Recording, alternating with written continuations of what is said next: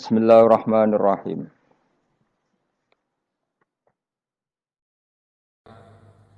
Makanya banyak cerita-cerita di kitab-kitab itu, dan ini orisinal menurut saya cerita-cerita ini.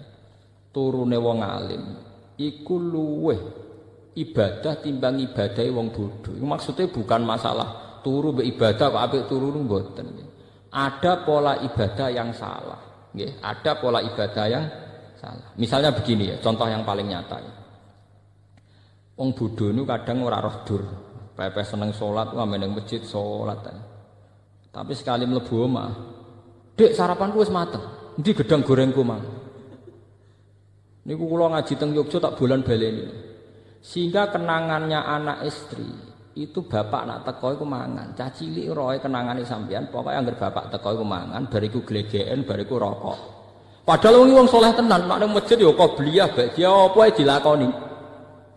Tapi ketika di rumah khas sebagai manusia sing koyok kewan golekane pakanan nah iku kental. Ngamuk perkara rokoke ilang, mbok ngamuk perkara rung disediani mangan, mbok ngamuk perkara gedang gorenge dikekno anake. Padahal jatahe dekne. Ini melahirkan memori yang buruk, memori yang apa? Buruk. Sehingga ibadah sing model ngeten niki, qobliyah ba'diyah ning masjid ora pati ditampa pangeran. Mergo ibadahe wong bodoh. Niku sampai Nabi nate duka. Ada seorang sahabat soleh meneng masjid sholat. Nabi cara mengingatkan sambil duka. La taj'alu buyutakum kuburan. Omahmu iku mbok dadekno kuburan. Coba kalau begini, makanya sholat yang sunat di masjid itu sebetulnya hanya tahiyat masjid dan fardu. Nggih, kabeh ulama ijma' sholat yang sunat di masjid itu hanya tahiyat masjid dan apa? Fardu, ma'al jamaah. Kalau lainnya itu sebaiknya di rumah. Bahkan sholat sunat di rumah itu lebih afdal beberapa kali dibanding sholat sunat di masjid. Ini riwayat sahihah dan disepakati semua ulama. Logikanya sederhana. Kula nu ngrasakno tenan. Anak-anak kula mulai cilik dia senenge Quran karena dia tahunya kalau habis maghrib bapak pasti baca Quran, ibu baca Quran. Ya sudah, kenangannya hanya itu. Kenangannya kalau saya habis pergi misalnya mesti wudu. Ya tidak tahu alasannya, pokoknya tahu itu. Saya itu belum pernah datang terus tanya makanan. Angger teko nggih wudu terus santai. Bar 5 menit lagi takok nak lesu nggih golek mangan. Jangan sampai memori anak kita, istri kita nyambut kita pertama pikirannya apa? Pakan. Sehingga kadang anak wong saleh iku watake kepaduan. Mergo roh bapake angger teko ya pakanan. Engko ngamuk ya perkara pakanane ilang. Bagaimana Anda bisa mendidik anak dengan suasana pakanan? Cara Quran yakuluna kama takulul an'am. Itu tidak bisa begitu. Lah omah sing koyok ngono iku Nabi istilahno ekstrim, iku jenenge omah kuburan. Istilah Nabi la taj'alu buyutakum kuburan. Kowe padha karo ndadekno kuburan ning omah.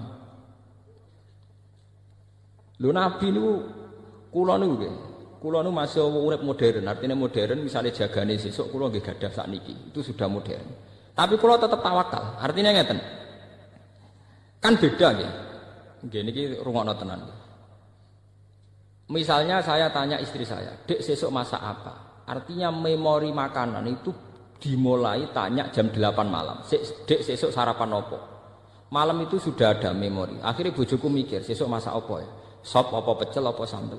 Berarti bengi iku serapati eling pangeran. Mergo mikir nentokno senengane bojone. Wesuk tangi turu memulai piye carane gawe pecel. Itu kriminal. Nah, ulama ngoten niku napa? Kriminal. Coba bandingkan misalnya begini. Saya sebagai manusia kadang kepengen sesuk pengen mangan pecel, tapi tak empet. Wes pokoke bengi iku wiridan utawa sinau. Pas mulai jam belanja saya baru bilang, "Dek, apike masak pecel." Itu ada waktu 12 jam di mana saya punya ruang yang bebas mikir agama, mikir ilmu. Bojoku ya di ruang bebas tahajud, mikir ibadah. Karena enggak perlu dicekoki sesuk masak apa. Bedanya sangat beda. Paham ya? Karena salah memulai itu ya salah. Mulane ketika ada Nabi, fa innakum fi sholatin man tazartumus sholat. Kowe iku ya wis salat nak ngenteni salat. Misalnya begini. Jam 11 kowe wis ketok adus. Anak mesti kenangane, bapak ngerjam sholat adus persiapan ning masjid. Berarti satu rumah iku wis sepakat. Bapak ora ngarah mangan, anggere sadus mesti persiapan ning masjid, ora ngarah mangan. Bojo ora perlu nabrak goreng tempe, goreng gerah, wis kere ribet. Paham ya? Lho niki penting, kadang kita wis melarat ribet. Kowe ku wis melarat, wis terkenal nak teko-teko takok pakanan. Wong duwene gerah mek lengkok kletik entek. Wah akhirnya bojom kan ribet. Lho wong melarat malah repot. Goreng tukul ngose. Engko barang ape nyumet koreke rusak. Paham ya? Lu wis ngerti nak mangane ndek ning ribetno bojo kok teko-teko takok napa? Mangan iku ora memperkeruh masalah to. Coba kalau dari awal sampai tradisi Islami, karena Rasulullah idza qadima min safarin bada habis salat. Bojomu kan tenang. Gerah ya rontok entek, minyak goreng yang rontok entek, tapi tenang ae. Bojoku teko mesti salat sik. Engko ora ngawur arung mangan, wong bar salat itu setane ilang, rapati kereng. Setane rapati kereng. Artinya bener-bener ma anzalna alikal Qur'an apa litasqa. Sing mari kowe tasqa mergo ora tau konsep Qur'an. Kere men takok pakanan. Wah, akhire kayune entek, bojone nyebul kompor ra barbar. Tetep ra mateng-mateng ngomak. Bareng diamuk sesuk bojone nglawan. Kon masak ngono suwi, ora suwi piye Mas? Duwe ra duwe gara-gara kowe. Wah, akhirnya malah parah. Luwih parah meneh kan. Menggugat aslul masalah. Coba kalau sampean terkenal ning arepe bojo manamu. Itu harus dilatih. Saya sendiri juga hingga detik ini melatih. Ibu bojo kula niku paling tenan, mboten. Jadi gamane nyedakno mangan kula kok keliru, wis yakin gak ngarah bojoku ngamuk urusan pakanan. Wis pede pol wis. Kula lah tak jaga betul. Mulane kula tapi kula wong modern dadi tak elmoni. Kecewa mangan ning omah ya marung kok.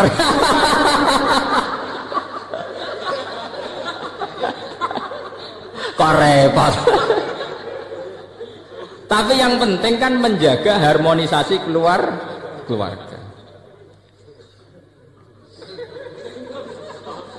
Nggak artinya nggak apa-apa loh. Ilmu modern dipakai sarana untuk kebaikan bersama.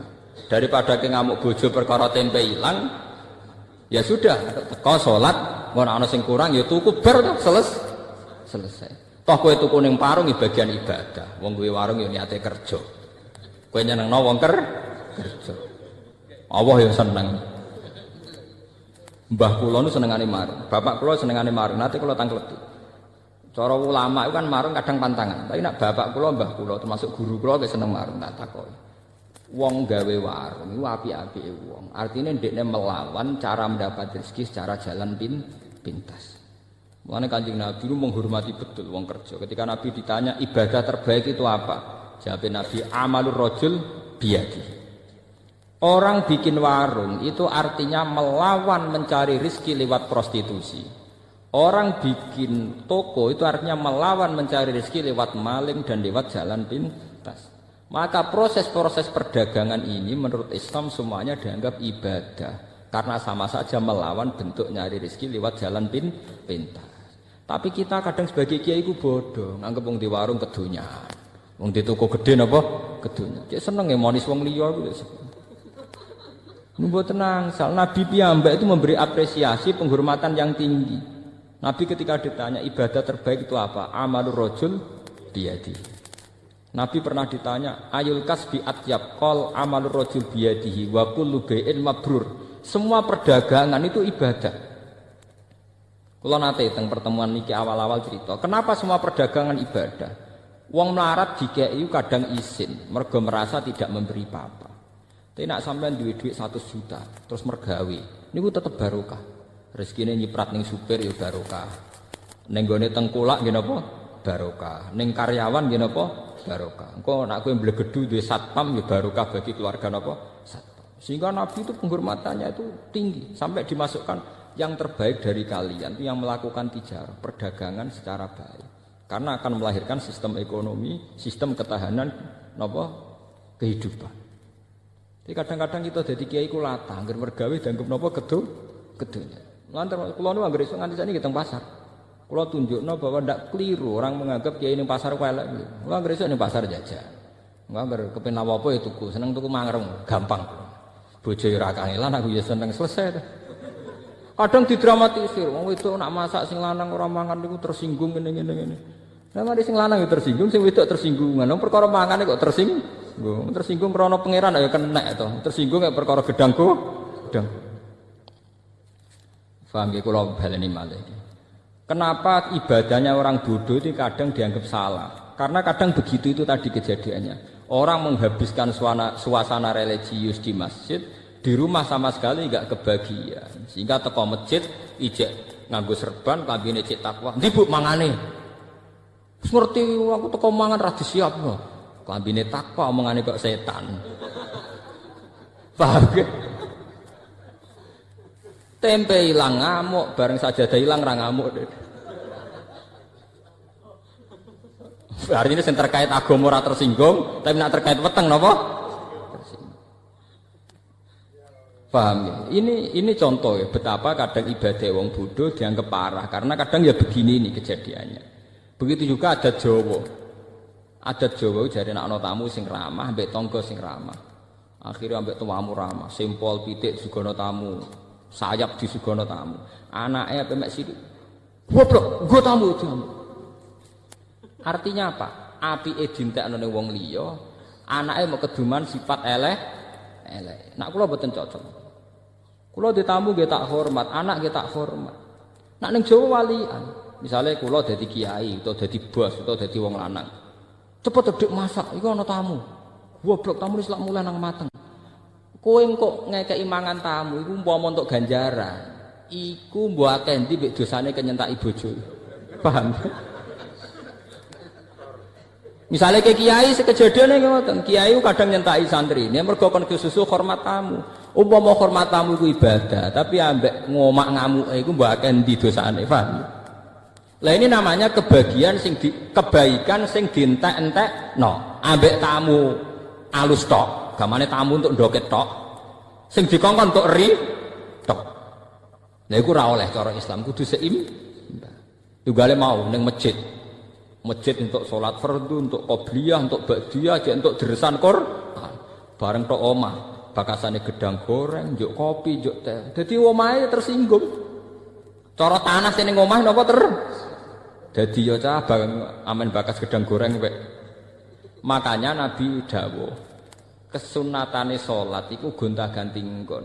Ngendikane Nabi, perbanyaklah tempat-tempat sujud. Dengan demikian saksi kamu nanti di akhirat banyak. Sehingga kalau kamu sujud di masjid, masjid bersaksi kalau kamu bersujud. Nanti di rumah, ruang tamu sujud, ruang tamu kamu ya bersaksi bahwa saya pernah dipakai sujud. Di kamar kamu juga sujud, kamar kamu bersaksi bahwa saya pernah dipakai sujud.